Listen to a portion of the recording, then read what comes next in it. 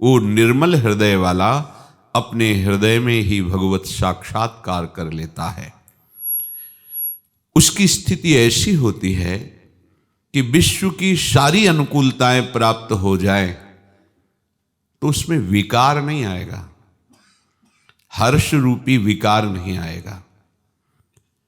ना प्रहस्येत प्रियम प्राप्य, कितनी भी प्रिय से प्रिय वस्तु व्यक्ति स्थान मिल जाए उसमें उसकी प्रियता नहीं हो सकती। जिसकी श्यामा श्याम के चरणों में प्रियता है, जिसका हृदय निर्मल होकर परमात्म स्वरूप में तन्मया तदाकार रूप हो गया है, उसको समस्त ब्रह्मांडों की प्रिय से प्रिय भोग सामग्री पद प्रतिष्ठा ये सब मिल जाए तो उसे हर्ष नहीं होगा, प्रियता नहीं होगी। और नो दुजेत प्राप्य चा अप्रियम, अप्रिय विपत्ति अपमान निंदा नाना प्रकार की अप्रियता उसको घेर ले तो उसको कोई शोक नहीं होगा, उसको कोई विकार नहीं होगा हृदय में। क्यों? क्योंकि स्थिर बुद्धि है। रसम मूढ़ो, स्थिर बुद्धि रसम मूढ़ो ब्रह्मविद ब्रह्मणि स्थितः, उसकी बुद्धि स्थिर हो चुकी है श्यामा श्याम के चरणों में, प्रभु में। इसलिए उसकी ऐसी स्थिति हो गई है क्योंकि अब वो ज्ञानवान हो चुका है। अब वो मूढ़ नहीं है, रसम मूढ़ हो, वो असम मूढ़ है। मूढ़ता नष्ट हो गई, अविद्या अज्ञान नष्ट हो गया। ब्रह्मविद ब्रह्मणि स्थितः, उस प्रभु को जान करके प्रभुमय होकर वो स्थित है। उपासक को जो अभी इस स्थिति को प्राप्त नहीं है, उसको प्रिय और अप्रिय दोनों में समानता लानी ही है। तो जो हमें प्रिय है, जो हमें अप्रिय है, वही हमारे जन्म बंधन का कारण है, अगला जन्म कराने का। और यदि हम इसे प्रिया प्रीतम की तरफ ले जाएं, जितनी अपनी प्रियता है वो प्रिया प्रीतम की तरफ ले जाएं और प्रसाद रूप से उस प्रियता को स्वीकार करें, तो वही प्रियता जीवन मुक्त करने वाली बन जाएगी। हमें ऐसी सुगंध पसंद है, हमें ऐसा स्वादिष्ट भोजन पसंद है, हमें ऐसा ऐसा ऐसा, वो जो भी आपके पास है उस प्रियता को प्रिया प्रीतम के चरणों में, परम प्रिय के चरणों में समर्पित कर दो, तो वही आपके परम मंगल का कारण बन जाएगी। और जब वो आपके प्रिय हो जाएंगे तो इस त्रिभुवन में अनंत ब्रह्मांडों में कुछ भी अप्रिय रह ही नहीं जाएगा, क्योंकि जिधर आपकी दृष्टि जाएगी वो प्रीतम ही नजर आएगा, तो अप्रिय की सत्ता ही नहीं है। और कोई भी कर्ण, कोई भी क्षण ऐसा नहीं जहां प्रीतम न विराजमान हो। हर क्षण प्रीतम हमारे सानिध्य में है, हम प्रीतम के सानिध्य में हैं। तो प्रिय अप्रिय का संबंध नहीं रह जाएगा, प्रियतम से प्रियता हो जाएगी। प्रीतम से प्रियता होने पर अप्रिय रह ही नहीं जाता है। आगे प्रभु कह रहे हैं, बाह्य स्पर्शे स्वशक्तात्मा विन्दत्यात्मनि यत् सुखम सा ब्रह्मयोग युक्तात्मा सुखमक्षयमश्नुते। बाह्य से स्पर्श करने वाली, बाह्य से भोगने वाली कोई भी वस्तु, कोई भी संबंध हृदय में किंचिन मात्र आसक्ति न प्रकट कर पावे, जित संग दोषा, उस उपासक के हृदय में सात्विक सुख प्रकाशित हो जाता है। वो उस परम सात्विक सुख को प्राप्त होता है जो किंचिन मात्र किसी बाह्य सुख को स्पर्श नहीं करता, अर्थात भोगता नहीं है।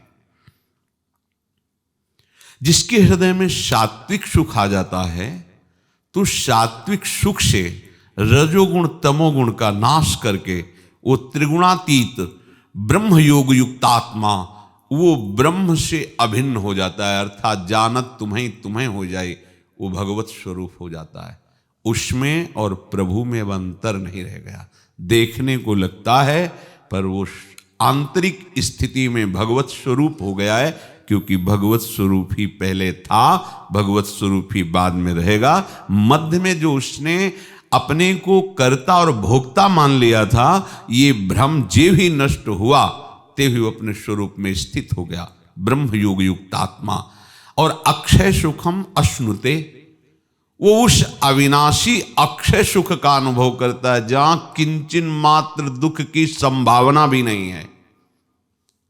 ये बात, ये है हमारा परम लक्ष्य, ऐसा सुख जहां किंचन मात्र भी दुख का लेश नहीं है। अभी यहां वर्णन किया बाह्य स्पर्शे स्वशक्तात्मा विंदत्यात्मन यत सुखम। अगर ये बाह्य सुख को भगवत चरणारविंद में समर्पित करके प्रसाद स्वरूप करे तो सात्विक सुख नहीं मिलता, भागवतिक सुख मिलता है। इसमें तो वर्णन है बाह्य स्पर्श अर्थात प्रकृति की जितनी रचना जनित सुख है उनको उपासक भोगता नहीं है, तो उस उपासक के हृदय में सात्विक सुख की स्थिति आ जाती है। और अपने प्रेम भाव में अपने प्यारी जी और प्यारे जी को दुलार करते हुए जो उनके उच्छिष्ट आदि से अपना जीवन पोषण, शरीर पोषण होता है, शरीर भी उनकी सेवा का पात्र है, तो उसके हृदय में सात्विक सुख नहीं, भागवतिक सुख, गुणातीत सुख प्रकट होता है। वो अपनी सत्ता खो बैठता है, प्रिया प्रीतम की सेवा का स्वरूप हो जाता है। मैं सेवक हूं, मैं सेवा कर रहा हूं, ऐसा नहीं, केवल सेवा ही सेवा और श्यामा श्याम मैं का पूर्ण रूप से अस्तित्व सेवा बन चुका है, तत्सुख। अब कहीं ये नहीं कि मैं श्यामा श्याम को सुख प्रदान कर रहा हूं, ये नहीं होता। केवल श्यामा श्याम और उनके सुख का चिंतन, उनके सुख में मगन रहना, ये स्थिति है, बुद्धि से समझ में नहीं आएगी। पर उपासक को बाह्य स्पर्शे स्वशक्तात्मा, आराध्य देव के अतिरिक्त और कोई भी सुख स्वीकार न करना, शरीर से, इंद्रियों से, मन से, बुद्धि से, प्राण से जो शब्द स्पर्श रूप रस गंध आदि भोगे जाते हैं, वो अपने आराध्य देव से बिलग नहीं, ये सावधानी रखनी। इसी को जब ज्ञान मार्ग से वर्णन करेंगे तो उसका भाव मिथ्या से आएगा, सब झूठा है, मिथ्या है। और जब उसे भक्ति से लाएंगे तो उसे भगवद अर्पित करके स्वयं भोक्ता बाधक भाव है। और प्रसाद ये हमारे लिए दुखों का नाश करके प्रसन्नता प्रदान करने वाला है। प्रसादे सर्व दुखानाम हानिरस्योपजायते, जो भगवत प्रसाद, भगवत कृपा का अनुभव होता है, उससे समस्त दुखों का नाश होकर हृदय प्रसन्न रहता है। प्रभु के अतिरिक्त हमारे वस्त्र प्रभु के प्रसादी, हमारा शरीर प्रभु की उच्छिष्ट से पोषित, हमारा प्राण प्रभु के नाम से, उनके रूप से, उनकी लीला से जीवित मदगत प्राणा। जैसे प्राण अन्न जल से पोषित होते, तो हमारे प्राणों का पोषण भगवान नाम से, भगवत चर्चा से, प्रभु की सेवा से, इससे पोषित हो रहे हैं। अगर ये ना मिले तो प्राण निकल जाए। ऐसा हमारी इंद्रियां प्रभु की सेवा से जो प्रसाद मिल रहा है उससे सुखी हैं। शब्द स्पर्श रूप रसगंध स्वयं भोक्ता नहीं। हमारा शरीर प्रभु की सेवा का पात्र है। हमारी बुद्धि प्रभु के सुख में ही निमग्न रहने वाली है। अगर इनको हम प्रभु से अलग करके कोई सुख लेते हैं, ध्यान देना, प्रभु के अतिरिक्त उनके नाम रूप लीला सेवा प्रसादी, इसके सिवा अलग कोई भोग भोगते हैं, अलग कोई सुख लेते हैं, शास्त्र विरुद्ध आचरण करते हैं, तो वही हमको साधन में अंधकार पैदा कर देगा, विमुख कर देगा। आपको पता ही नहीं चलेगा, केवल क्रियाएं होंगी, अध्यात्म में प्रवेश नहीं होगा। क्रियाएं हो सकती है, ये करें वो करें ये करें, पर अध्यात्म में प्रवेश नहीं होगा। प्रभु को लेकर के हमारी सारी चेष्टाएं होनी चाहिए। हम भक्ति मार्ग में प्रेम मार्ग के उपासक हैं। ज्ञानी उन्हें मिथ्या देखता है और भक्त उन्हें भगवत स्वरूप बना लेता है। अंत में ज्ञानी भी उसे ब्रह्म स्वरूप ही मानता है। सर्वम खल्विदम ब्रह्म। भक्त प्रारंभ से ही प्रारंभ कर देता है। ओ, अब प्रसाद क्या हो गया? पदार्थ नहीं रहा, वो भगवत स्वरूप हो गया। भक्त हर प्रिय वस्तु को भगवत स्वरूप बना लेता है। जिन साधकों की अभी भोगों में आसक्ति है पर मिटी नहीं है और वो मिटाना चाहते हैं, उनका उद्देश्य है भगवत प्राप्ति, पर वो मिटा नहीं पा रहे हैं और अनन्य है अपने आराध्य देव को, तो ये मान लेना चाहिए कि उनकी गति वही होगी जो उस स्थिति को प्राप्त महापुरुष की होती है। क्यों? क्योंकि उनका उद्देश्य है उस आसक्ति को मिटाना। अंदर की बात है, बाहर की बात नहीं।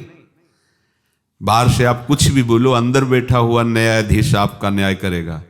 आपके अंदर इस बात का ग्लानि है, इस बात का पश्चाताप है कि ये जो भोगों की प्रियता है ये मुझे क्यों परास्त कर रही। हे नाथ, कब मेरे में ऐसी सामर्थ्य आप देंगे कि मैं आपके प्रतिकूल किसी भी विषय की तरफ आकर्षित ना हूं, केवल आपके ही चरणारविंद के आसक्त चित्त वाला, आसक्त मन वाला, समर्पित प्राण वाला, समर्पित बुद्धि वाला बनूं। वो प्रयासरत है।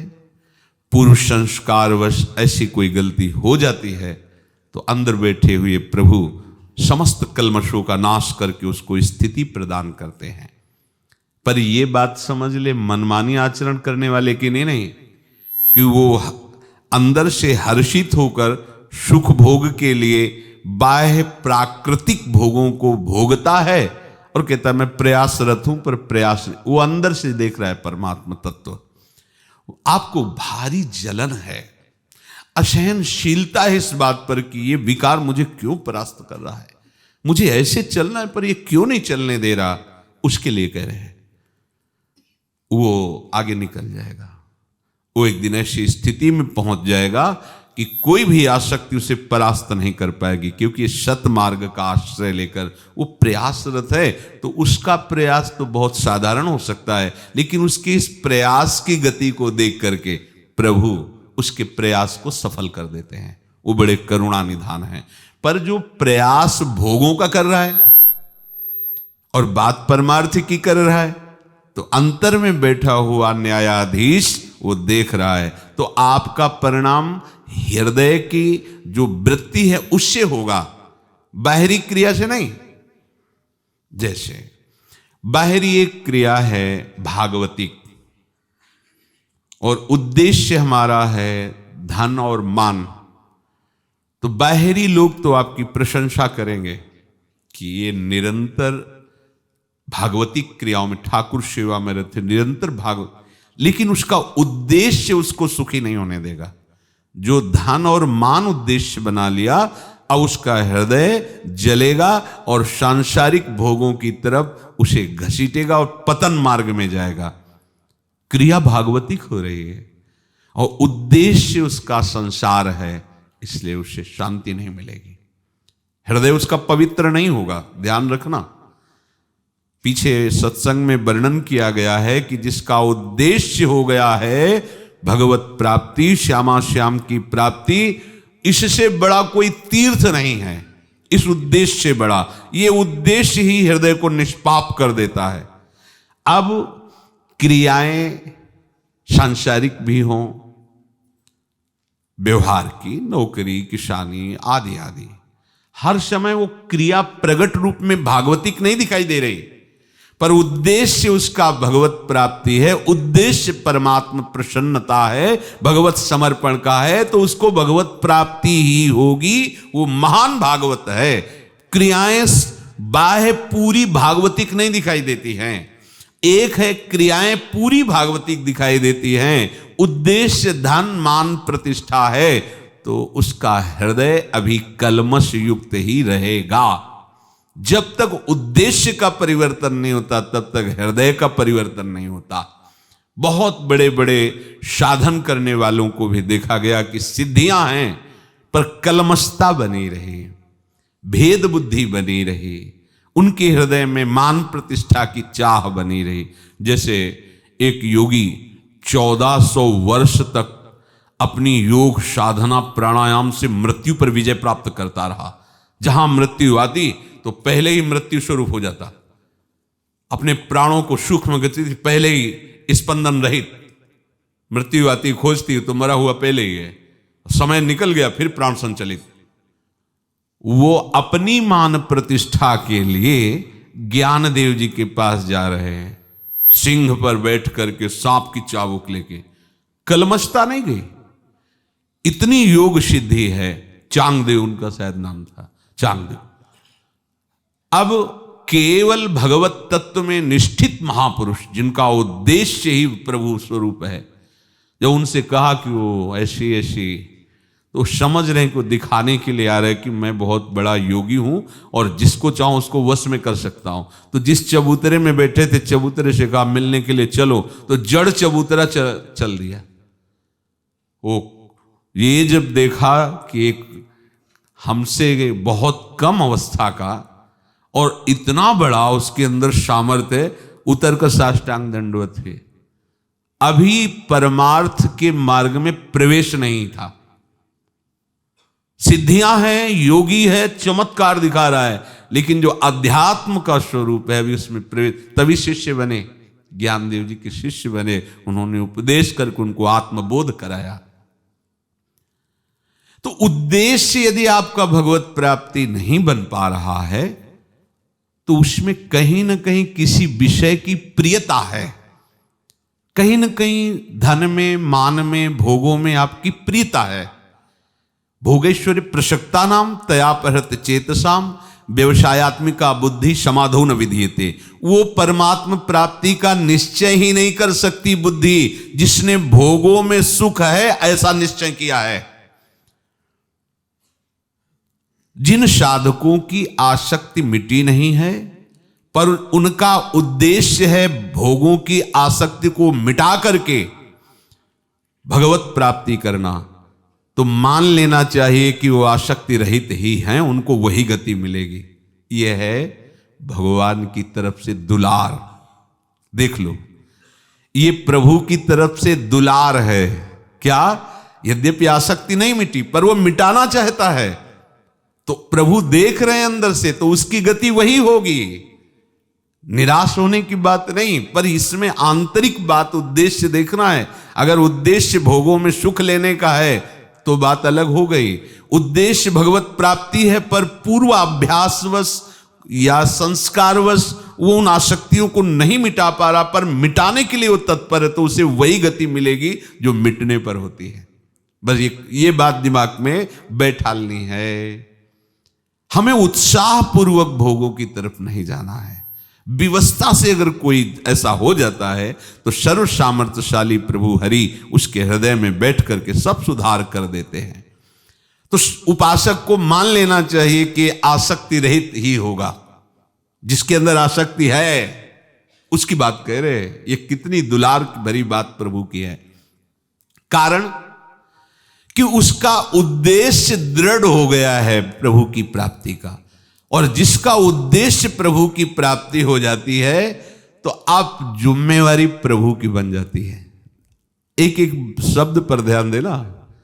अब जिम्मेवारी प्रभु की बन जाती है और फिर प्रभु से आकर्षित करते हुए, क्योंकि विषयों में जो आकर्षण वो प्रभु का ही है। ये जितना भी अनंत ब्रह्मांडों में आकर्षण है वो कृष्ण का ही है। हम नहीं जान पा रहे, इसलिए अन्य नाम रूप को हम स्वीकार करें। ये अमुक वस्तु है, ये अमुक पदार्थ है, ये अमुक व्यक्ति है। तो जब हमारा उद्देश्य हो जाता है भगवत प्राप्ति, तो फिर प्रभु वास्तविक आकर्षित अपनी तरफ करने लगते हैं। जो विषयों में, व्यक्तियों में, पद प्रतिष्ठा में आकर्षण था, अब वो हट जाता है और प्रभु की तरफ आकर्षण। इसलिए उसे कह रहे हैं तुम आसक्ति रहित तो हुआ ही मानो। जैसे आगे आएगा, भगवान कहते हैं कि सांगोपांग दुराचार करता रहा है और है वर्तमान में, पर उसने निश्चय कर लिया कि मुझ जैसे नीच पापी का एकमात्र कल्याण हो सकता है तो श्री कृष्ण की कृपा से हो सकता है, और आज से मैं उनके चरणों का आश्रय लेता हूं। अब जैसा भी हूं मैं प्रभु का हूं, प्रभु के सिवा मेरा कोई आश्रय नहीं। तो भगवान आदेश करते हैं साधुरेव समंतव्या, उसे साधु मानो, क्योंकि अब मैं साधु बनाऊंगा उसे। कितनी कृपा है उनकी, कितना दुलार है उनका। हाँ, अपिचित सुदुराचारो भजते माम अनन्य भाग, साधुरेव समंतव्य सम्यक व्यवसिता है सा। उसने सम्यक रूप से निश्चय कर लिया अपनी बुद्धि से, प्रभु के सिवा मुझ जैसे नीच का कोई नहीं हो सकता, उन्हीं से हमारा कल्याण होगा। वही है एक मेरे, हो गई बात। उद्देश्य क्रियाएं बिल्कुल सांगो पांग दुराचार करता रहा है, कोई भी पवित्र क्रिया नहीं, पर उद्देश्य बन गया तो सब ठीक हो गया। उत्पत्ति विनाशशील जितनी भी वस्तुएं हैं उनसे जो सुख लिया जाता है उसे बाह्य स्पर्श भोग कहते हैं। चाहे उसका सुख बाहर से समझो या अंतर से समझो। अंतर से जैसे किसी भी वस्तु को जब हम चिंतन में लाते हैं तो चिंतन में जो वस्तु आती है वो अपना प्रभाव दिखाती है, सुखद या दुखद। अगर अप्रिय वस्तु का चिंतन हुआ, अप्रिय व्यक्ति का चिंतन हुआ, अप्रिय घटना का चिंतन हुआ तो दुख होगा। बाहर कोई क्रिया नहीं, बाहर वो व्यक्ति नहीं, वस्तु नहीं, पर अंतर ही अंतर उसका चिंतन हुआ तो हृदय दुखी हो गया। अंतर ही अंतर प्रिय वस्तु, व्यक्ति, स्थान का चिंतन हुआ तो सुखी हो गया। ये उपासक का हृदय नहीं, ये संसारी हृदय है, ये संसारासक्त हृदय है। उपासक का ऐसा हृदय नहीं होता।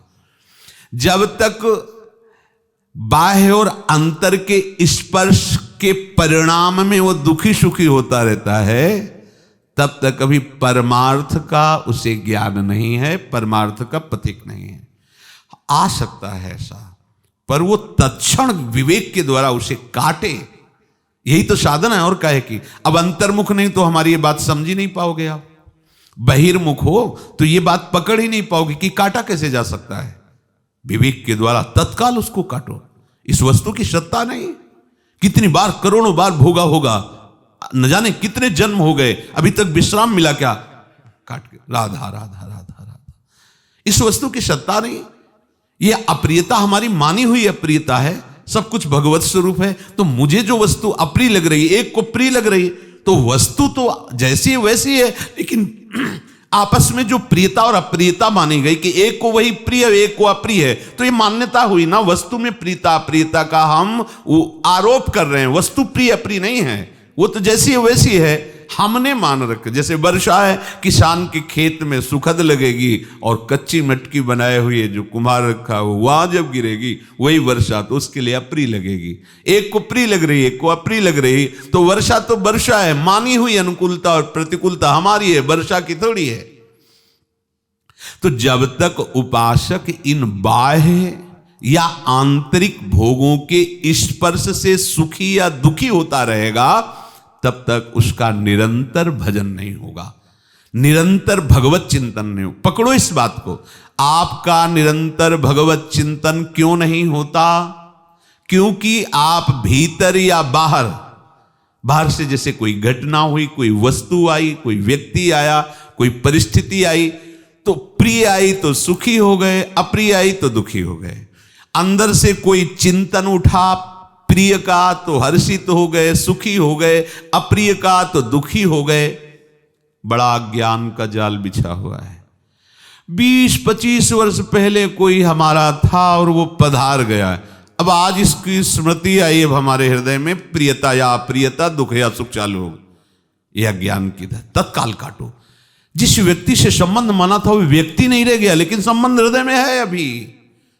उपासक संबंध को नष्ट करता है, व्यक्ति को नहीं, ध्यान रखना। उपासक वृत्ति को नष्ट करता है, माने हुए संबंध को। व्यक्ति पास बैठा रहे, कोई फर्क की बात नहीं। व्यक्ति 20-25 वर्ष पहले पधार गया, अपना कोई था, अब उसकी याद लेकर के 20-25 वर्ष बाद वो दुखी सुखी हो रहा है। कई वर्ष पहले किसी ने अपमान किया था, उसकी वृत्ति अब भी बनाए हुए है। व्यक्ति तो न जाने कहां है भी कि नहीं, लेकिन वृत्ति अभी सुरक्षित है। उसका चिंतन करके वो जलन महसूस करती है, चिंतन करके वो सुखी हो रही है। यही है संसारिकता, यही है बंधन, और यही हमें निरंतर भजन नहीं होने देता। पकड़ो इस बात को, अंतर की बात को पकड़ो। हमें उस विवेक के द्वारा वृत्ति का नाश करना है। भगवान और भक्त में तदात्म होता है, पर भगवान जब प्रकट होते हैं तो दुष्टों का विनाश करते हैं, और साधु का जब प्रताप प्रकट होता है तो दुष्टता का विनाश करता है। व्यक्ति का नहीं, उसकी वृत्ति का, दुष्ट वृत्ति का विनाश करके उसके अंदर भागवतिक भाव प्रकट कर देता है। तो साधु वही जो अपनी वृत्ति का पहले उस वृत्ति का नाश करे जो प्रभु से अलग किसी भी वस्तु, व्यक्ति, स्थान का संबंध वर्तमान में या भूतकाल में या भविष्य में, तीनों के संबंध को मिटाना है। तीनों के, ये आगे चलकर हमको ये सुख देगा, आगे चलकर ये ऐसा विधान बनेगा कि हमारे यश बढ़ेंगे, कीर्ति होगी, ऐसा ऐसा, ये भविष्य का चिंतन करके वो वृत्ति तुम्हें सुख या दुख, ये आगे चलकर आदमी हमारे लिए कांटा बन सकता है, दुख दे सकता है, ऐसा ये उपासक का लक्षण नहीं है, ये संसारिकता का लक्षण है। वर्तमान तुम्हारा अगर ठीक चलेगा तो भूत और भविष्य सब मंगल हो जाएगा। हमारा वर्तमान केवल सुधारना कर्तव्य है। ध्यान दीजिए, उपासक वही है जो वर्तमान में एक भी वृत्ति संसारिक ना टिकने दे। आएगी नहीं, हम ऐसा नहीं कहते, आएगी, टिकने ना दे। उपासक का कर्तव्य है कि आई हुई सुखद या दुखद संबंध जनित वृत्ति को टिकने ना दे। हम व्यक्ति के टिकने की बात नहीं कहते, और बहिर्मुख अपने लोग व्यक्ति पर ज्यादा प्रभाव देते हैं। ये सामान हटा दो, ये व्यक्ति हटा दो, ये परिस्थिति हटाने की कोशिश करो, नहीं। उपासक वृत्ति को हटाता है। वृत्ति हट गई तो उसके पास बैठे रहने पर भी न राग है न द्वेष है, और वृत्ति नहीं हटी तो वो करोड़ों कोस दूर है, पर हमारी वृत्ति छाती जलाएगी, हमारे हृदय में विकार पैदा करेगी, सुखद या दुखद, रागात्मक या द्वेषात्मक। साधक साधु अपनी वृत्ति संभालता है। वर्तमान में एक क्षण भी हमारा श्यामा श्याम से बिलग न जाए, केवल हमें इतना देखना है। 10 मिनट आगे क्या होगा नहीं सोचना, हमें यह देखना है हमारा ये सेकंड गया ना राधा, बस इतना देखना है। कोई परिश्रम की बात तो नहीं कह रहे। हम श्रम तब मानते हैं जब हम शाम तक के लिए सोचते हैं कैसे शाम का शयन भोग होगा अपना, दोपहर का कैसे। हमें अभी देखना है, अभी वर्तमान हमारा चल रहा है, ये हमारा वर्तमान बिगड़ने ना पावे। राधा गया एक सेकंड मंगल में। अगर आप इसको संभाल लिए तो भूत और भविष्य इतना प्रकाशमय और आनंदमय होगा कि तुम्हें सोचने की जरूरत नहीं, और तुम उतना सोच ही नहीं सकते जितना आनंद आपके आसपास घेर लेगा आकर के। आनंद, भोग सामग्री नहीं कह रहे, आनंद में डूब जाओगे, आनंद के मध्य में आप किलोले करोगे। केवल आपको एक सेकंड संभालना है। कोई भी वर्तमान का क्षण आपका भगवत विस्मरण में ना जाए, बस काम बन गया, अपना जीत गए। हम इतना प्रपंच लाद लेते हैं, 20 वर्ष भजन करना है, हम कहते नहीं करना, 1 सेकंड भजन करना है। क्या ये जो अभी सेकंड चल रहा है, वर्तमान का प्रति सेकंड तुम्हारा नष्ट ना होने पावे, तुम महापुरुष बन जाओगे। कुछ तुम्हें नहीं करना है, सब कुछ होने लगेगा जिससे आपके अंदर भागवतिक महिमा प्रकाशित होगी, वो सब करा लेगा नाम। आप केवल वर्तमान को संभालिए, केवल अगला कदम ठीक से रखिए, बस। एक महात्मा ने रोज स्नान करने जाते थे शिष्य, गंगा या यमुना, तो अंधेरा था तो एक टार्च दी, छोटी सी टार्च, वो एक पैर भर। बोले महाराज इससे क्या होगा, बड़ा अंधेरा है ऐसा। बोले क्या दिखाई दे रहा है? बोले बस एक पैर भर की जमीन। तो पैर ही तो रखना है कि लेटना है तुम्हें? पैर ही रख के चलना है, बस हर कदम में तुम्हें प्रकाश मिलेगा, तुम वहीं पहुंच जाओगे। हम क्या चिंतित हैं कि पूरे जीवन भर हमें विषय नहीं भोगना, पूरे जीवन भर सबसे अलग लगना, पूरे जीवन भर भजन करना है। मन घबरा गया, उसको हमको इस रूप में नहीं लेना। जीवन हमारा तो श्यामा श्याम के हाथ में, वो क्या करे, जीवन है भी कि नहीं क्या पता, क्या पता मंगला आरती कर पाएंगे कि नहीं, कुछ पता नहीं। किस सेकंड में कब बुलावा आ जाए मालिक का, उसी क्षण इस मकान को छोड़कर खाली करना पड़े। एक सेकंड भी इंतजार नहीं, रुको रुको थोड़ा अटैची तैयार कर ले, ये ऐसा आदेश नहीं होता है। एक अगर ऐसे है तो आप मुंह नहीं बंद कर पाओगे, उतने में ही रुक जाएगा। फिर हम अगले घंटे का अनुष्ठान, जैसे लोग नहीं कहते हम इतने माला का अनुष्ठान ले, भैया अगले सेकंड का पता नहीं तो अनुष्ठान किस बात का ले रहे? ब्रह्मा है क्या, जानता है क्या तू कितने वर्ष जिएगा? हमारा अनुष्ठान है वर्तमान का, सेकंड विस्मरण में नहीं जाएगा, बस जय हो उसकी। वो शुभ अशुभ दुर्ग विध्वंस बल तब जयति जयति जग उच्चरे, बस इतनी बात सिखानी है अपने मन को, इतनी बात मन को सिखानी कि वर्तमान के समय को हम श्री जी से बिलग नहीं जाने देंगे। बस शाम के भजन होगा कि नहीं हम इसकी बात नहीं कहते, हम अभी राधा, फिर अगला सेकंड राधा, वर्तमान के सेकंड को आप प्रियालाल में समर्पित कर, आप जैसी परमार्थ स्थिति जो जागृत होगी वो अन्य किसी साधना से नहीं। हम लोग क्या करते हैं, वर्तमान को भविष्य के लिए नष्ट करते रहते हैं, वर्तमान को भविष्य के लिए नष्ट करते रहते हैं। ऐसा कर ले तो आगे ऐसा हो जाएगा, वैसा हो जाए, ऐसा देखो ना वर्तमान को हम कैसे नष्ट करते हैं। आप देखो खुद हृदय में बैठ के देखो, अरे भविष्य और भूत हरि के हाथ में है, और हरि के हाथ में क्या है, हरि नाम के अधीन है और नाम हमारे हाथ में है, तो सब हमारे हाथ में हो गया। वर्तमान राधा राधा राधा राधा राधा, भगवान अगर अधीन हुए हैं तो नाम जापक के अधीन हुए हैं। कोई आज तक तपस्या से अधीन कर पाया हो, योग से अधीन कर पाया हो, ऐसा प्रमाण नहीं मिलता। जहां मिला है तो सुमिर पवन सुत पावन नामू, अपने बस करी राखे रामू। पतंगो यथा त्वा मनु भ्राम्य माणा, डोरी हाथ में है पतंग कहाँ उड़ के जाएगी, डोरी है नाम पतंग है प्रिया प्रीतम। घसीटते रहो डोरी, पतंग नजदीक आती रहेगी। साधन और नहीं तिनके, बस एक मात्र नाम को पकड़ लिया, अब नाम आपसे सब करवाएगा। सेवा करवाना, कैसी मानसिक कैसी शारीरिक सेवा, वो सब, वो परम गुरु है नाम। नाम हमारा गुरु है, नाम हमारा जीवन है, नाम हमारी सर्व सामर्थ्य है। और वर्तमान में हमें जपना है, भविष्य के लिए नहीं। हम लोग भविष्य के लिए टालते हैं, वर्तमान में भोग आया भोग लेते हैं, वर्तमान में एक क्रिया है कर लेते हैं, और भविष्य में नाम जप करें। शाम के शांति से नाम, शाम के ऐसी कलह हो सकती है कि शांति खोजने से भी नहीं मिलेगी। आज अभी वर्तमान में तुम अगर नाम जप कर लिए तो अशांति तुम्हारा स्पर्श नहीं कर पाएगी। अपने लोगों को माया क्या चाल चलती कि वर्तमान को नष्ट करवाती है और भविष्य के भजन के लिए, समझ रहे ना।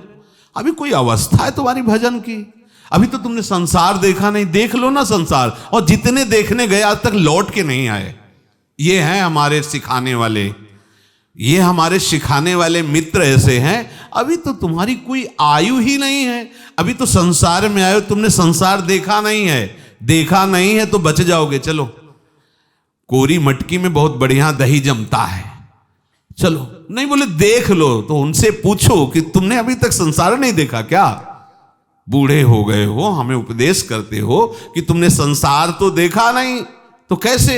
भजन में तो तब जाया जाता है जब संसार देख लिया जाता है। महाराज आपकी क्या वृत्ति अनन्य भाव से प्रिया प्रीतम के चिंतन में डूब गई है? नहीं, पर उपदेश कुशल बहुत तेरे। अभी उनको आज तक कोई संसार से हटा है तो अतृप्त होकर ही हटा है, तृप्त होकर नहीं। बरबस राज सुतई नृप दीन्हा हरिहित आप गवन, जबरदस्ती छोड़ना पड़ेगा। आज छोड़ो या 100 वर्ष बाद या 100 जन्म बाद, ऐसे कोई नहीं निकलता संसार। आहा अब तो हो गया, अब कछुनाथ न चाहे, अब भजन करेंगे। आज तक एक भी पुरुष नहीं, जो निकलेगा संतुष्ट होकर निकलेगा, वो अतृप्त होकर निकलेगा, वो ऐसे अंदर से हाय हाय करके निकलेगा। इतना समय बर्बाद कर दिया, कुछ हाथ नहीं लगा, अब चलो हरि शरणम हरि शरणम। जब तक आप ये सावधानी नहीं रखेंगे कि आपका वर्तमान, बहुत बहुत बहुत महिमामयी बात कर रहे हैं, अपने लोग मन को इतना बोझा दे देते हैं कि वो हमारा साथ देना बंद कर देता है। बहुत चतुराई से इसे संभालना है। अगर ये शासन में नहीं आया तो ये बात आप समझ लीजिए, आप कुछ नहीं कर सकते, कुछ नहीं कर सकते। अगर ये बिगड़ जाए तो तुम्हारी ताकत नहीं कि तुम संभाल लो। सवार को रौंद के फेंक देगा, ऐसा एक सवारी है। और अगर दुलार करके बिगड़ेल घोड़े को दो स्थिति में संभाला जाता है। एक तो उसे दुलार किया जाता है, सवार पहले ना खूब हाथ फेराता है, पुचकारता है, दुलार करता है, और फिर बैठता है, और जब चाल बिगाड़ता है तो चाबुक भी मारता है। दोनों बात करनी है मन को। ये मन ऐसा नहीं कि तुम इसके खिलाफ ही इसको चला लो, ऐसा नहीं है। दोनों बात करनी पड़ेगी। जब ज्यादा बिगड़ रहा हो और धर्मयुक्त मांग हो, धर्मयुक्त साधना से युक्त, साधना से अलग करने वाली मांग में चाबुक चलाना है, वो बिगड़ी चाल, उसमें चाबुक मारना नहीं। और अगर वो अनुकूल साधना के मांग कर रहा है तो उसे दे दो, उसको अनुकूल भी बनाना है, दुलार भी करना है। इतना उसके ऊपर बोझा मत लाद दो। अब अभी 4 बजे से सत्संग, और फिर मंगला, फिर ये, फिर 9-10 बजे तक तो यही लगा रहता, फिर घर में सेवा करो, फिर ये चिंतन काहे करवा रहे हो उसको, ये बोझा काहे लाद रहे? नहीं नहीं नहीं, वर्तमान में सत्संग सुनो, आगे वाले मिनट में ठाकुर जी जाने, हमको उसको फुसला के चुपचाप लगाना है। ये 1 सेकंड केवल हमें संभालना है। संतों ने कहा है, शास्त्रों में लिखा हुआ है, वर्तमान को संभालना है हमें। वर्तमान शाम के जो होगा ठाकुर जी जाने, तुम चिंता मत करो। शाम की बात अभी देखो, अभी हम क्या करते हैं, अगर हमसे गलती भी हो जाती है कोई, तो पीछे गलती हुई हो तो गया भूत में, और वर्तमान को उस गलती के चिंतन में नष्ट करते हैं। और आगे के लिए हम बहुत चिंतन करते हैं, तो वर्तमान में जब आपका भजन नहीं हुआ तो पीछा भी बिगड़ा, आगा भी बिगड़ेगा। सामर्थ्य कहां से आएगी तुम्हारी? अपने को वर्तमान संभालना है, केवल वर्तमान संभालना है। क्या समस्या है बोलो? हम ये नहीं कह रहे कि आप भूखे रहो, हम ये नहीं कह रहे कि आप वर्तमान में जब तक चेतना है, प्रति सेकंड को आप केवल संभालो, 1 सेकंड को। राधा, इतनी सामर्थ्य आ जाएगी कि आपको राधा बोलना नहीं पड़ेगा, आपकी नस नाड़ियों से बोलना प्रारंभ हो जाएगा, राधा राधा राधा। आप लोग उपासना में लगे हैं तो आप अनुभव कीजिए। कभी कभी ऐसा होता है कि हमें पता नहीं होता भजन चल रहा होता है, जब झांक के देखते हैं तो हृदय आनंद से भर जाता है कि अरे मंत्र चल रहा है, नाम चल रहा है, मैं तो कर ही नहीं रहा, ये तो स्वयं चल रहा है, कोई पद चल रहा है। कि हुआ क्या? आपने संभालना शुरू किया, यंत्रों ने पकड़ना शुरू किया। अब आपको वर्तमान केवल संभालना है।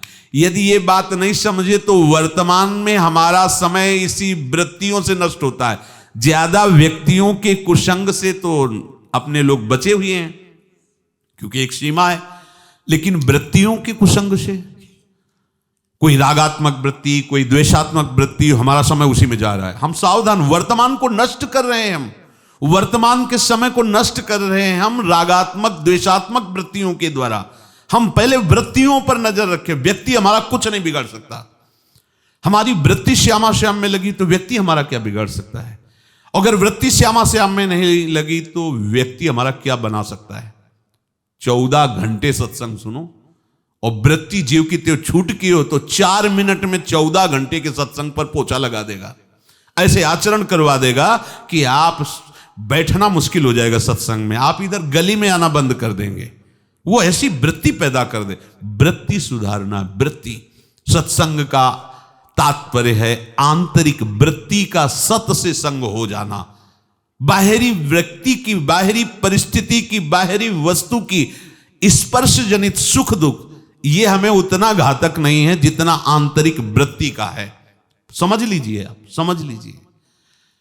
अगर आंतरिक वृत्ति श्यामा श्याम में है तो बाहरी कोई व्यक्ति वस्तु स्थान थोड़े देर के लिए हमें विक्षेप दे सकता है, और हमारी वृत्ति प्रिया प्रीतम में लगी है तो कुछ नहीं बिगड़ेगा। वृत्ति प्रिया प्रीतम से हट गई, व्यक्ति सब अनुकूल, सब कुछ अनुकूल है, धाम है, रसिकों का संग है, उपासना चल रही, सब फिर भी अशांत हैं, फिर भी दुखी हैं, परेशान हैं। कौन परेशान कर रहा है? तुम्हारी वृत्ति। साधना वृत्ति को सुधारने के लिए है। किसकी वृत्ति? सामने वाले की नहीं, अपनी वृत्ति सुधारने के लिए। अगर ऐसा नहीं होगा तो आपको कभी भी भगवत स्वरूप का अनुभव नहीं होने देंगे। ये जो राग द्वेषात्मक वृत्तियां हैं, इसीलिए भगवत स्वरूप बहुत। और फिर जब ऐसे लोगों से मिलन होता है, नए उपासकों के लिए बहुत घातक होता है। जब ऐसे लोग मिले, अरे तुम तो काल के बाबा जी हो, 60 वर्ष हो गए, कुछ हाथ नहीं लगा। तो हक से होता है कि ऐसा भी होता है क्या? जैसे अपनी नई अवस्था में थे कि ऐसा, तब अंदर से एकदम नहीं, शास्त्र झूठे नहीं हो सकते, इनकी पता नहीं क्या पद्धति है, कौन से दोष से युक्त हैं जिसके कारण इनका भजन टिक नहीं रहा, ये इनका अनुभव नहीं मानना, नहीं मान। एक बार शैमशी में थे गुरु आश्रम में, तो एक सन्यासी जी आए 75 वर्ष की अवस्था, और नैष्ठिक ब्रह्मचारी के आश्रम गुरु प्रत्येक सन्यासी तो साष्टांग दंडवत वैसे। तो आग जल रही थी, सर्दी का समय था, तो 2-4 वयोवृद्ध ब्राह्मण भी भजन करने, संध्या आदि करने आते, वो भी बैठे थे। तो वो आग के पास आकर तापने लगे। पहले ये में संशय हुआ कि ऐसा नहीं होना चाहिए, जो दंडधारी सन्यासी हो आग के समीप नहीं जाएंगे, आग को स्पर्श नहीं करेंगे, अग्नि का त्याग कर देते हैं। प्रगट में भी वो अग्नि का सेवन नहीं करते, वो भूमि आदि नहीं खोदेंगे, मतलब बड़े नियम होते सन्यास मार्ग में कि दोष दृष्टि नहीं करनी चाहिए जैसा है। जब वो ब्राह्मण जन गए, 16-17 वर्ष के, 15-16 की, इसी बीच की आयु थी। उन्होंने फिर कहा कि ब्रह्मचारी कैसे, क्या स्थिति है आपके हृदय की? तो प्रारंभ में दैन्यता से ही वर्णन करने का भाव कि महाराज जी हमारी क्या स्थिति है, हम तो बस अभी शुरुआत है, परमार्थ की चल रहे हैं। हम तुम्हें बताते, देखो हम 75 साल के हैं। और उन्होंने जो प्रवचन शुरू किया, एकांत समय, लता नीचे अग्नि जल रही थी, सर्दी का समय, बस थोड़ी देर में हमारे मन में विचलता पैदा होने लगी कि इतनी अवस्था के ऐसे महात्मा और अभी तक ऐसी स्थिति, तो मेरा क्या होगा? अब हम एकदम घबरा गए, क्योंकि आधार ही जा रहा है। अब क्या होगा? जब आधार ही जा रहा है तो बिना आधार के तो डूबते चले जाएंगे। एकदम हम कहा, स्वामी जी आप जाइए यहाँ से, आप जाइए यहाँ से, तुरंत चले जाइए आप यहाँ से। बोले जानते हो तुम किससे बात करो? सन्यासी से। हम कहा ये सन्यासी का भाषण नहीं होता, आप हमारे गुरु पद पर बैठे हुए हैं, मतलब आप हमारे गुरु आश्रम में हैं, ये सन्यास मार्ग गुरु आश्रम, और आपके उपदेश से हमारे अंदर वैराग्य बढ़ना चाहिए, हमारे अंदर तत्वबोध की जिज्ञासा बढ़नी चाहिए कि हमारी निराशा बढ़नी चाहिए। तो जो शास्त्र की बात समझिए, बाह्य स्पर्श प्राकृतिक भोगों का सुख ले रहे हैं या आंतरिक वृत्ति से राग द्वेषात्मक समय काट रहे हैं, 100 वर्ष नहीं 100 जन्म व्यतीत हो जाए तो भी उनको उस परमानंद का अनुभव नहीं होगा। अब उनकी जब बात हम सुनेंगे तो हमारा मार्ग रुक जाएगा। इसीलिए कहा है, भजनी सोई विवेक सो करे समुझ के प्रीति। ऐसे शास्त्र शब्दों को बैठा लेना चाहिए कि अगर उस पर नहीं टिक रहा तो चाहे जो कोई हो, हमको उसकी बात नहीं माननी। तस्मात् शास्त्रम प्रमाणम ते, अगर वो शास्त्र सम्मत बात है तब तो ठीक है, नहीं तो ये भी नहीं मानना चाहिए कि इतने वर्ष का ये साधन मार्ग में लगा हुआ, इसको अनुभव नहीं तो मुझे कैसे अनुभव? नहीं मानना चाहिए। वो कौन सी साधन में विशेष त्रुटि कर रहा है जिससे उसको समझ में नहीं आ रहा परमार्थ। हमको सावधान हो कि उन त्रुटियों से हटना है, ना कि उसके अनुभव से हम निराश होकर परमार्थ से भ्रष्ट का मार्ग अपना लें। और ऐसा ही होता है जब हमारी विवेक शक्ति जागृत नहीं होती और ऐसा कुसंग हो जाता है तो हम निराश हो जाते हैं कि बात तो सही है ना, जब इतने हैं और इनको ऐसा है तो फिर मुझे इस सावधान। आपको याद होगा आप लोगों को, हितधाम में शाम टाइम एक लगभग 70 वर्षीय साधु वेशधारी ने प्रश्न किया था। वो प्रश्न था, आप लोगों ने उत्तर भी वहां सुना हो। अब विचार करो, नया साधक वो प्रश्न सुनकर क्या सोचेगा कि 70 वर्ष के महात्मा में जब ये बात है तो फिर इसका मतलब मुझे जीवन भर लड़ना पड़ेगा और कुछ हाथ नहीं लगेगा। नहीं मानना चाहिए। हो सकता है तुम 70 दिन में उस ऊंचाई पर पहुंच जाओ जहां 70 वर्ष से फंसा हुआ है, 70 दिन में पहुंच जाओ। 70 दिन में तो भगवत प्राप्ति हो जाए। गुरु स्वामी जी तो कहते अब ही सुधरे, आज भगवत प्राप्ति इतनी लंबी लगी, अब ही सुधरे। ये निराश होने की तो बात है ही नहीं। इस मार्ग में किसी के ऐसे शब्द मत स्वीकार करना जिसमें निराशा आ जाए।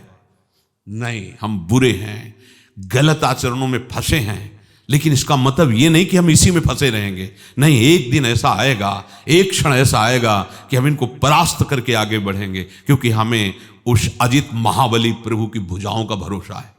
अभयद भुज दंड मूल पीनंस सानुकूल। ये परास्त कर ले, कब तक परास्त करेंगे? जिस दिन मेरे प्यारे को हम पर दया आ गई तो महाबली हैं, उनका बल ऐसा प्रकट होगा कि कोई मुझे परास्त नहीं कर पाए, वो निकल जाएगा। कभी निराश नहीं होना और ऐसा कुसंग कभी सुने ना, ये बात ध्यान रखना। भले किसी वेश में हो, यदि हमारे उद्देश्य पर चोट करता है तो बर्दाश्त नहीं करना, भाग पड़ना, मौन नहीं रहना, भाग पड़ना। ना सुनना है, ना आदर करना है, ना उनकी बात का, ना उनका मानसिक नमन करो, भाग लो। तभी आप अपनी उपासना को सुरक्षित रख पाओगे।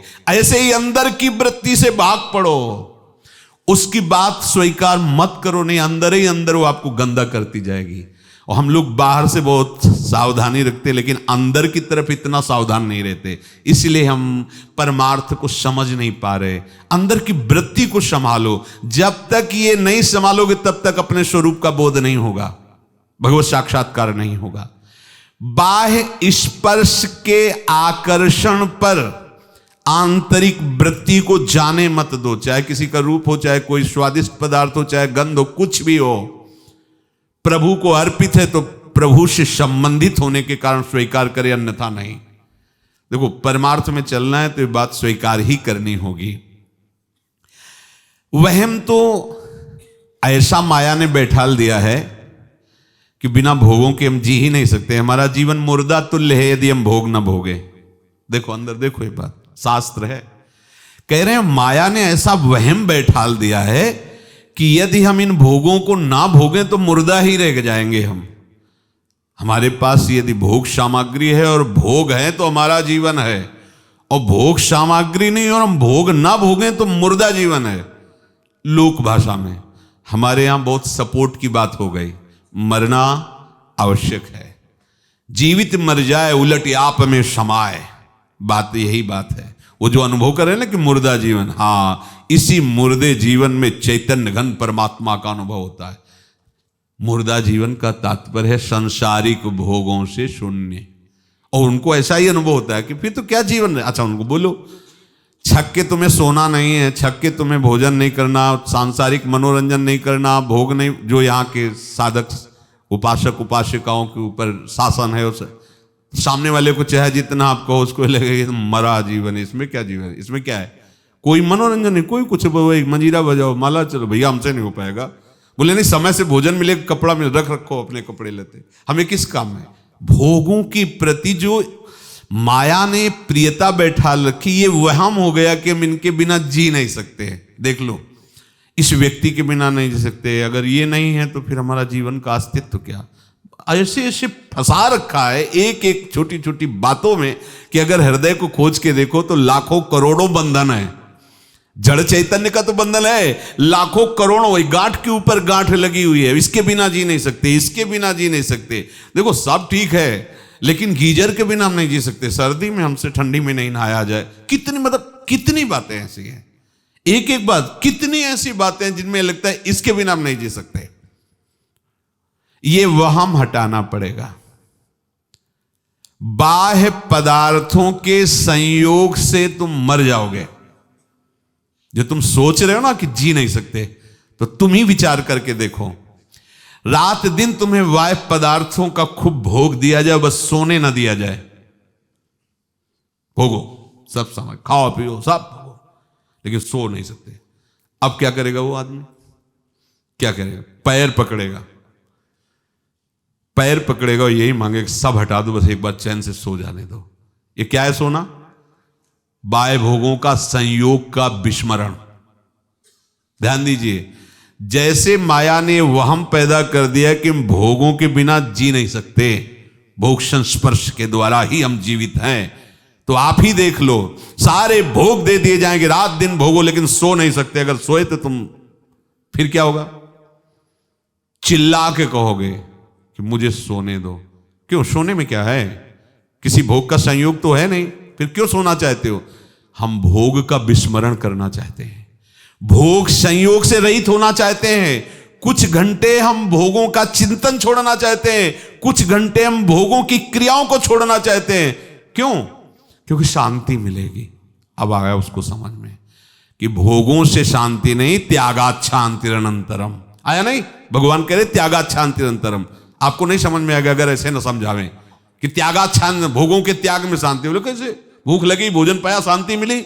भूख की इच्छा हुई, भोग लिया, शांति मिली। तुम कहते हो त्यागाच्छांतरम। हाँ, अब उसको बहुतायत दो भोग। नहीं, केवल एक बात, सोने नहीं देंगे तुम्हें, बस भोगो। पैर पकड़ेगा वो, गिड़गिड़ाएगा, कभी कोई भोग मत देना, बस हमको चैन से सो जाने दीजिए। ये जो लोग व्यसन करते हैं ना, ये केवल भूलना चाहते हैं संसार को। इतनी शराब पी लो, इतना नशा कर लो कि संसार याद ना आवे, ना अपनी याद रहे, ना किसी दूसरे की याद ना रहे। और उसको जब बेशुद्ध अवस्था होती है तो उसको एक आनंदाभास होता है। उसी आनंदाभास के लिए पिट जाता है, अपने वस्तुएं प्रयोग की बेच देता है और वो नशा करता है। किस लिए करता है नशा? नशे की मुख्य बात उसकी क्या है? अपने आप को और सबको भूल जाना चाहता है वो। ध्यान दीजिए, नाली में पड़ा है। कहां पड़ा है? नाली में पड़ा है। उसे कहो इतनी बुरी दशा क्यों पीता है तू? लेकिन वो समय आने पर फिर उसको लगेगा पीऊं। क्यों? वो एक ऐसी बेशुद्ध अवस्था आती है जिसमें संसार का परिचय हट जाता है। वो अपना शरीर भी भूलना चाहता है। समझो, मेन बात समझो, वो भूलना चाहता है। और आप चाहते हो कि इसकी स्मृति में सुख है। नींद में जो सुखानुभूति होती है, नींद कोई सुख स्वरूप नहीं, तमोगुण की वृत्ति है। बस एक बात है इस तमोगुण की वृत्ति में खास, कि वो संसार का क्रिया और स्मरण दोनों नहीं होने दिया। गौर से समझ लीजिए, संसार की क्रिया नहीं होने दी 6 घंटा 8 घंटा, और स्मरण नहीं होने दिया। फिर आप उठते, आहा बहुत अच्छा आराम मिला, सोए। काहे में? संसार का स्मरण नहीं हुआ, संसार की क्रिया नहीं हुई। अगर ये जागृत में आप कर लो तो हर समय समाधि में रहोगे, हर समय आप परमानंद में मगन रहोगे, पर ये नहीं हो पाता। तो आप खास बात समझो, ये जो वहम बैठ गया है कि संसार के भोगों के बिना हम जी नहीं सकते, तो संसार के भोगों के वियोग के बिना नहीं जी सकते। तुम्हें वियोग चाहिए, संसार की क्रियाएं, भोगों, उनका चिंतन ना हो, ये तुम्हें चाहिए, तभी तुम जी सकते हो। नहीं, 1 महीना तुम्हें सोने के लिए मना कर दिया जाए, सारे भोग दे दिए जाए, आप ही पैर पड़ोगे, बस मुझे सो जाने दीजिए। क्यों? सोने में क्या है? संसार का विस्मरण, संसार की क्रियाओं से रहित हो जाना। उतनी देर के लिए तुम्हें विश्राम, ये जागृत में साधु करता है। साधु वही जो जागृत में संसार का चिंतन छोड़ता है, सांसारिक क्रियाओं को छोड़ता है, तो हर समय वो समाधि में रहता है। जैसे एक अज्ञानी को सुषुप्ति में विश्राम मिलता है, ऐसे एक योगी को, एक ज्ञानी को, एक भक्त को अपने प्रभु में विश्राम मिलता है। पायो परम विश्राम, राम समान प्रभु नाही कहूं। श्री वृंदावन विश्राम, प्रिया प्रीतम के चिंतन में विश्राम मिलता है। मनुष्य, ये बड़े आश्चर्य की बात है कि वो संबंधी चला गया पर संबंध नहीं छोड़ता। देखो, ये बड़ी सूक्ष्म बातें हैं जिनको भगवत प्राप्ति के लिए समझना ही होगा। वो वस्तु, वो व्यक्ति, वो स्थान, वो घटना कब हो गई, पूरा रिकॉर्ड अंदर बैठा ले हो, उसको नष्ट करो ना, उसकी विस्मृति डालो, तभी तो अखंड स्मृति चलेगी। जिसके स्मरण के लिए हम साधन मार्ग में आए, मनुष्य शरीर मिला है, ये सौभाग्य मिला है, हम उसका स्मरण छोड़ करके पूर्व घटनाओं को, आगे संभावना को, कैसी घटना ना हो जाए, प्रिय अप्रिय, इसी में समय नष्ट कर रहे हैं। माने हुए इस संबंध को मिटाने के लिए किसी साधना में सामर्थ्य नहीं है, वो केवल ना मानने से हटेगी। साधना तो कर ही रहे हो, 20 वर्ष से साधन में लगे हो। मान्यता जो जो तुमने मान रखी, ये मेरे, ये मेरा, ये किसी साधना से नहीं जाएगा। जीवन भर करते रहो, ये इसी बात से जाएगा, ये मेरे नहीं, बस ये मेरे हैं, इसमें फंसे हो, ये मेरे नहीं, ये मैं हूं, ये मैं नहीं, इसमें केवल नहीं से बात बनेगी। नमम मम मृत्यु, नमम अमृत, कोई मेरा नहीं, ये तुम्हें मानना होगा। ये मानने से जाए। अगर आप ये सोचो कि 10-5 वर्ष साधन करते रहेंगे, 10-5 वर्ष नहीं, पूरा जीवन निकल जाएगा। जीव कते सुरक्षित हो, अपना वृत्ति बैठी हुई है। कहां जन्मे थे? अमुक गांव में। कौन हो, अमुक हैं, अच्छा पूरा पूरा चैप्टर बैठा हुआ है दिमाग में। अगर रागात्मक द्वेषात्मक सब वृत्तियां बैठी हुई, इन्हीं वृत्तियों को मिटा करके मुरारी पादार्पित चित्त वृत्ति, वही प्रेमी है, वही महाभागवत है। प्रभु कह रहे हैं विंदन्त्यात्मन यत् सुखम, जो बाह्य पदार्थों की आसक्ति मिटा करके अंतःकरण में सात्विक सुख का अनुभव करता है, वो ब्रह्मानंद की तरफ बढ़ जाता है। पहले ये तो छोड़ो बाह्य भोगों का सुख, अपने लिए तो बहुत सरल है। जो श्री जी नहीं पाएंगे वो हम नहीं पाएंगे, जो श्री जी पाएंगे वो हमारे लिए प्रसाद होगा। प्रसाद में अपना कोई बंधन नहीं, सब कुछ तुम्हें निवेदित भोजन करें, पट प्रसाद भूषण उर धरें। सरकार की प्रसादी से जीना, अपने को पदार्थ भोक्ता थोड़ी बनना है। अपनी जो प्रिय से प्रिय वस्तु है प्रियालाल को अर्पित, बहुत सहज सरलता से, बहुत उच्च कोटि का जो भाव है वो भक्ति से प्राप्त होता है, बहुत सहज सरल। ये माया है, इसे त्यागना चाहिए, तो चिंतन तो उसका हो रहा है ना, समझो। पहले उच्च कोटि का भाव क्यों है ये भक्ति में? क्योंकि ज्ञान में ये पदार्थ मिथ्या है, मायाकृत है। चिंतन किसका हो रहा है? पदार्थ का। अब लड़ते रहो, ये पदार्थ हाँ श्री जी के भोग में आ गए। कहां पहुंचे? श्री जी तत्काल सत्य चिंतन में आ गए। ये बहुत अच्छा फल, श्री जी को भोग लगाओ, श्री जी को, ये आ गया।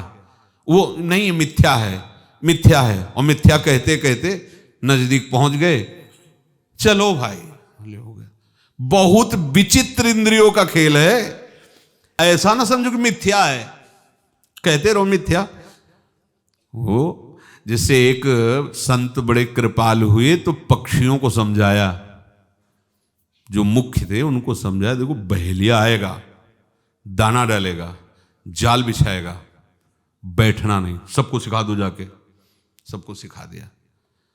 अब वो एक दिन संत उधर से निकल रहे थे तो सैकड़ों पक्षी जाल में फंसे थे, यही बोल रहे थे बहेलिया आएगा, दाना डालेगा, जाल बिछाएगा, बैठना नहीं, और उसी में फंसे। तो उनका भाई हमने ये तुमको समझने के लिए सिखाया था, तुम्हें बोलने के लिए थोड़ी सिखाया था, तुम तो फंसे हो। बोले हमने सोचा कि बोलने से जाल में नहीं फंसेंगे। पक्षी को दाना दिखाई देता, जाल नहीं दिखाई देता। क्या नेत्र नहीं है? नेत्र हैं, पर उस विषय की प्रियता होने के कारण उसे बंधन नहीं दिखाई दे रहा। ऐसे ही जो मनुष्य है साधक मार्ग में चलना चाहता है, साधन मार्ग में, उसे भोग सुख दिखाई दे रहा है, और उसमें जो फांसी है वो उसको नहीं दिखाई देती। ध्रुवदास जी को दिखाई दे रही। विषय चुगा जिन चुगए मन, चुगत कछुक सुख होए, फिर फांसी ऐसी लगे, तेहि सम दुख न कोय। भगवान आगे के श्लोक में वर्णन करते हैं, ये ही संस्पर्शजा भोगा दुख यो न एवते। इसी का अगला श्लोक है, आद्यंतवंतः कौन्तेय न तेषु रमते बुधः। ये जितने भी भोग हैं ये दुख योनयः, केवल दुख देंगे, केवल दुख। बोले हमें तो बड़ा सुख मिलता है, तो हाथ उठा के कहो कि सुखी हो गए, अब कछुनाथ न चाहिए। सुख का लक्षण यही है। जिन जिन को सुख मिला वो यही कहे कि अब नहीं चाहिए कुछ, अब पायो परम, अब कृत्य कृत्य भयो मैं। काकभूषुंड जी गरुड़ जी से कहते हैं कि नाथ, कौन सी ऐसी योनि है जहां मैं जन्म नहीं लिया, कौन से ऐसे कर्म है जिनको मैंने किया नहीं। भगवान की कृपा से तीनों काल का मुझे ज्ञान है, मैं सब देख रहा हूं, लेकिन सुखी न भयऊं आज की नहीं। आज जो हम भगवत चर्चा गुणानुवाद करके आनंदित हो रहे हैं, भजन करके, किसी योनि में, किसी भी कर्म में, किसी भी भोग में वो सुख मुझे कभी नहीं मिला जो आज प्रभु के नाम में, रूप में, गुण में, लीला में मिल रहा है। अब कृत्य कृत्य भयों में। तो अपने को ये बात समझने की, जब तक हम बाह्य भोगों के स्वयं भोक्ता बने रहेंगे और आंतरिक वृत्ति से प्रिय अप्रिय का चिंतन करते रहेंगे प्रभु से विलग होकर, तब तक केवल साधना का ढोंग होगा। बिन विवेक वैराग्य भक्ति बिनु सत्य न एको मानो, भगवत विमुख कपट चतुराई सो पाखंड नहीं जानो। इसलिए भैया परम सुख प्राप्ति के लिए माने हुए दुखमय सुखों को, माने हुए दुखमय सुखों को एक बार हिम्मत करके छोड़ो। उसके छोड़ने के लिए तुम्हें समय नष्ट नहीं करना। वर्तमान में राधा राधा राधा सब छूट जाएगा, सब छूट जाएगा। बस तुम्हें ये मानते रहना है यही हमारा जीवन है, यही हमारे अपने हैं, इनके सिवा कोई नहीं है। ये मान्यता साथ लेकर चलो और वर्तमान को आप भगवत चिंतन में, भगवत सेवा में, भगवत नाम में, भगवत लीला गुण गायन में, तो आप महात्मा ही हैं। क्योंकि अभी आपने सुना आसक्ति है, पर वो आसक्ति मिटाने का उद्देश्य रखता है तो उसको वही फल मिलेगा जिसकी आसक्ति मिट करके भगवत प्राप्ति हुई, वही उसको गति मिलेगी। जैसे यद्यपि भक्त अनन्य जो विषय इंद्रियन बस होए, कर्मठ कोटि जितेंद्रियन ते समलह न कोय। अब हमारे अंदर ये बात बैठ जानी चाहिए कि हमारा एकमात्र उद्देश्य प्रिया प्रीतम की प्राप्ति है, उनकी सेवा है, उनका सानिध्य है। उनके सिवा मेरा कोई नहीं, उनके सिवा कोई सुख नहीं। ये बैठा लीजिए, वास्तविक नहीं है। देख लो हाहाकार मचा हुआ है, सब सुख के लिए ही दौड़ रहे हैं, लेकिन दुख से पीछा किसी का नहीं छूट रहा है। और जो उस सुख को छोड़ करके प्रभु की तरफ चल पड़ा तो सुख उसका पीछा नहीं छोड़ते। जिन भोगों के लिए परेशान था वो भोग उसे बाधा रूप से आकर सताना चाहते हैं, बाधा रूप से। जिसको वो आराध्य समझता था जिन भोगों को, वही बाधा बनकर आने लगते हैं। इसलिए सावधान, ये जीवन प्रिया प्रीतम मैं करना है। आंतरिक और बाह्य कुसंग का त्याग करते हुए वर्तमान को प्रभु के सुमिरन में लगाने की चेष्टा कीजिए। श्री राधा वल्लभ लाल की।